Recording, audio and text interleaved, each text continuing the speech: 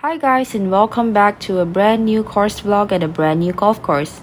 This is my first time out here at Danau Golf Club, and we're starting off on hole 10. So this is a dogleg left par 4. As you can see, there is not much indication of where the green is. Based on my knowledge, I was just aiming it towards the left side of this fairway and just trying to get it out there. I assumed that a driver was going to be a good enough club for this hole, but as I said, this is my first time playing this golf course. It is obviously a dogleg left, but I had no idea where the green was. No, it's okay. You went over the fairway, no? You went past the fairway? You passed the thing, is it okay? No. Past the tree? It passed 94 there. Yeah, so you're in the shit Past it. You're in the rough already. Yeah, it's like this. That's why I told you to draw the ball. I told you to aim the freaking You thing. said I cannot reach the Danau. Sorry. Listen to her. Last time she played, she was 10. That was Cheaters! So for those of you guys who had no idea what we were saying, basically the driver was not the club here because as you can see, I ran out of fairway. So I either had to draw it more, but as you could tell from the first shot, there was quite a bit of trees on the left side, so it would have brought the trees into play. Or obviously it would have been better just for me to hit something like a 3-wood or a 5-wood down the fairway. My friends also told me that based on their past experiences playing on this golf course, the greens here are usually pretty hard, so my intention here, obviously with a longer club and just punching the ball, was to make sure that I landed it short and not on the green, because anything on the green would definitely go over, especially if the greens are hard.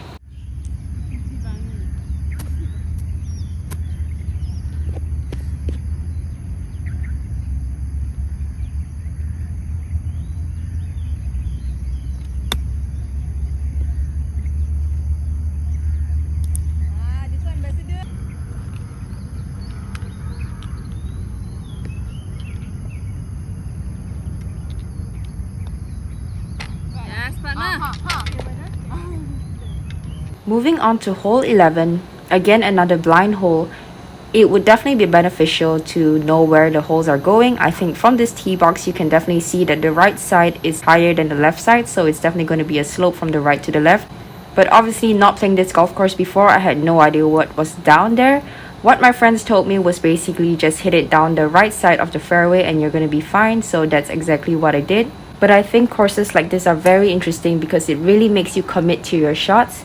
When you have no idea where you're hitting it, when you can't see the green, you really just have to pick a target out in the distance and make sure you commit to just swinging towards it. So my drive ended up leaving me in a perfect position, and the slope was definitely huge and you had to aim a lot more right than I would even think. But I did end up on the fairway. For this approach shot, what I was planning to do was aim it short and just let it bounce on. Obviously, like I said, my friend said that the greens here are pretty hard.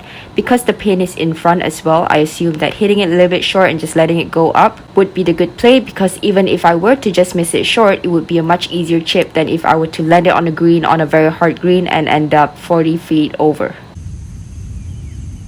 Oh, it is a bit hard.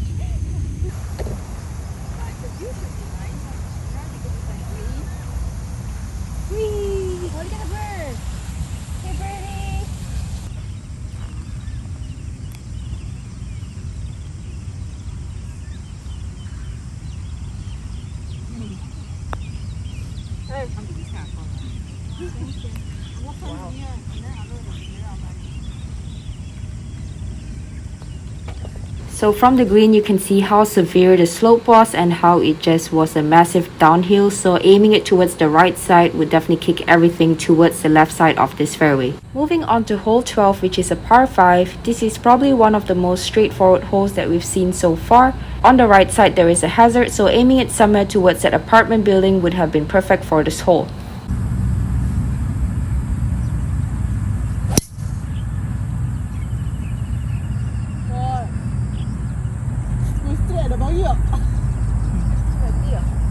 So like I said, straightforward hole. You can see the green from the second shot. It is still pretty far, but you can pretty much hit whatever you're confident with.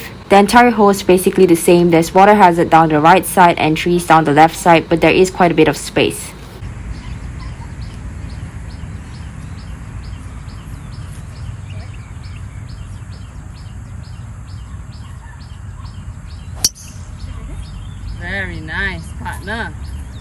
I love it. For the approach shot on this hole, I had 81 yards, and as I said before, the greens here are pretty hard. I actually brought the wrong club and blame it on laziness. I definitely should have changed it to the 58 degree. I thought that I would just hit my 52 degree here, and because I was over clubbed, I wanted to land it to the front of the green and just let it roll up.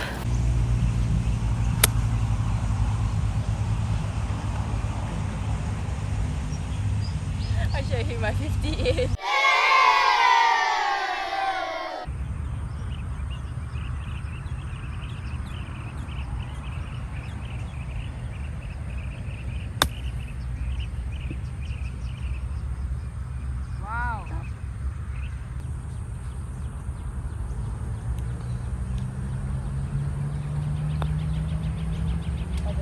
Wow, that is so good. Is this my commentary? Wow, that was so good.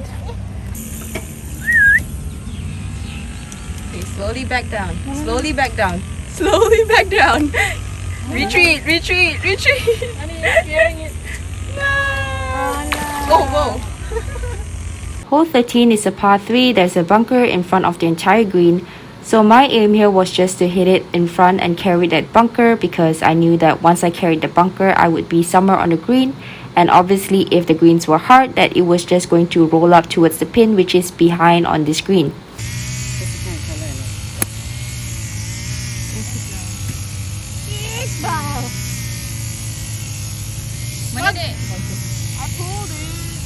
So I didn't hit a good shot and left myself in this very interesting looking bunker.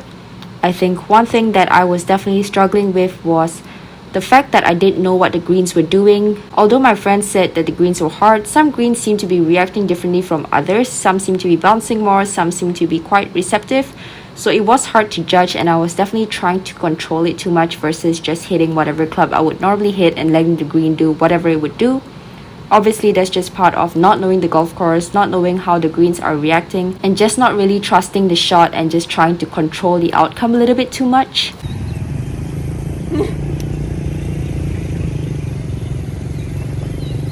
We have reached the halfway mark. This is hole 14. This is a little bit of a dogleg left par 4.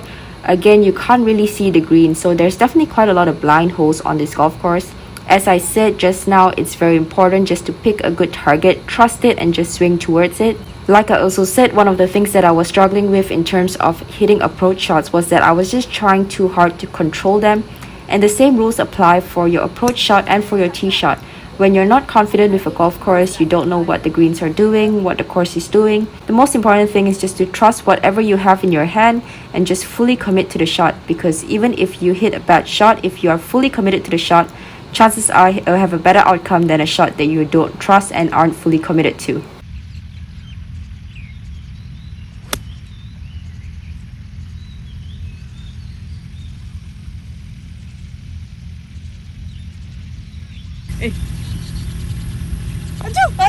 Alright, partner. I love it. Video, right? So moving on to hole 15, I was definitely not paying as much attention here as I should have been. This is a par 5. I actually thought it was a par 4, and I felt like there wasn't much space to hit it straight, so I was trying to hit it down the left side of this fairway. In reality, there's so much space down the right side, and because it's a par 5, there's really no purpose in hitting it down the left side. This fairway does slope from left to right, so it looks like you should be cutting the corner, but in reality, like I just said, there is so much space down the right side, and if you're not confident, you can even hit something shorter. Again, it's a par 5, so there's no reason why you need to hit a driver, as it's not a hole that you can get it onto anyways. So as I said, because I hit it too far left, it hit the tree and kicked left. I ended up being in the trees over here. So when you make a mistake, it's important just to know when to take your medicine and just punch it out exactly like what I'm doing right now.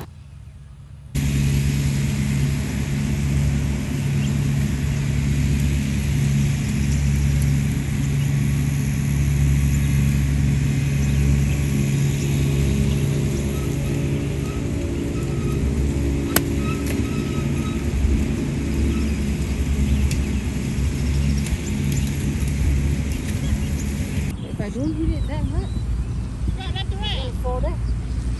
A lot. What's the hole? This one left to right. Ah, Left to right, right?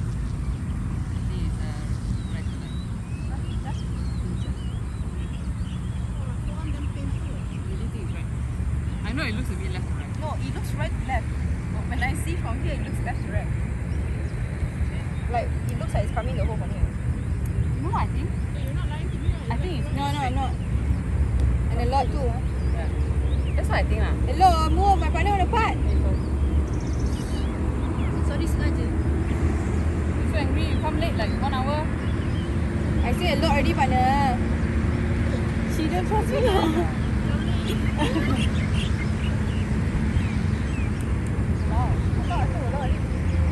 Told you a lot.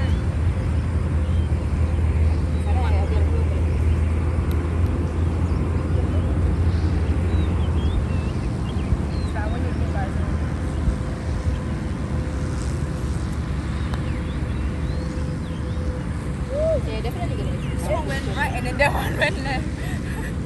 Where was it? I think at the end of the day, maybe it's slightly right. Yeah. It's right there. It's definitely right, no? Hole 16 is a pretty long par 3. It's playing 200 yards. As I said just now, the greens are a little bit inconsistent. Some of them seem to hold and some of them don't really.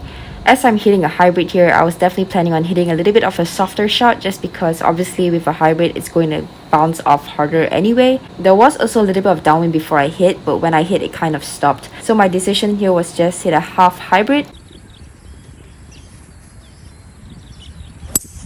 In college, I always hit like half hybrid. My teammates are like, it's a half hybrid. It's half hybrid. I hit it too soft. Similar to what I said about the approach shots just now, I actually found chipping on these greens to be very difficult because they were very unpredictable. You could be hitting a low chip and it could spin, and you could be hitting a high chip and it could roll out or even spin. It was very hard to see what the green was going to do. Looking back at it, I think hitting something like 9 and 8 irons on these greens would have been much better because you know that with an 8 or 9 iron, no matter what you do, it's going to roll out. So I think if I was to go back there, I would definitely play around with more of lower chips with longer irons just because I feel like that would be more predictable. Wow, lao eh. Oh my god, Jen. Moving on to hole 17, again another blind par 4 where you can't see the green. You can kind of guess based on where the fairways are leaning, and most of the time based on what I see it is correct. So from here you can see that the right side of the fairway is higher than the left side, so you do want to hit it more down the right side and just let the heels take it naturally and don't try to go against it. Yeah, he's like, wow.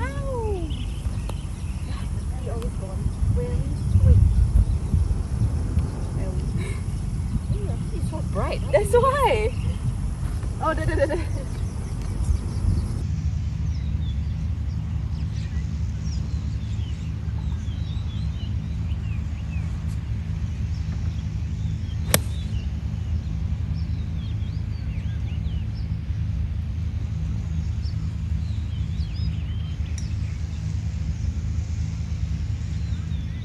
Like I said just now, even though the holes are blind, you can kind of see the direction of the fairways. They all usually lean towards one side, and in general the entire hole leans toward that same side. So noticing that and noticing which way it is leaning is very important because it would help you land on better areas, especially even on your approach shots. As you could see in the previous hole, I landed it pretty far right of the pin and it just kicked pretty hard left. So knowing that and paying attention to that is very important on this golf course because none of the holes are really very flat. So it is a very important thing to pay attention to your natural surroundings. This last hole is probably the only deceiving one where there looks like there is not much space down the left side, but there actually is. So you can actually aim more towards the left side of this fairway because down the right side you would actually run out of fairway, which is exactly what happened to me. Good. Yeah. But,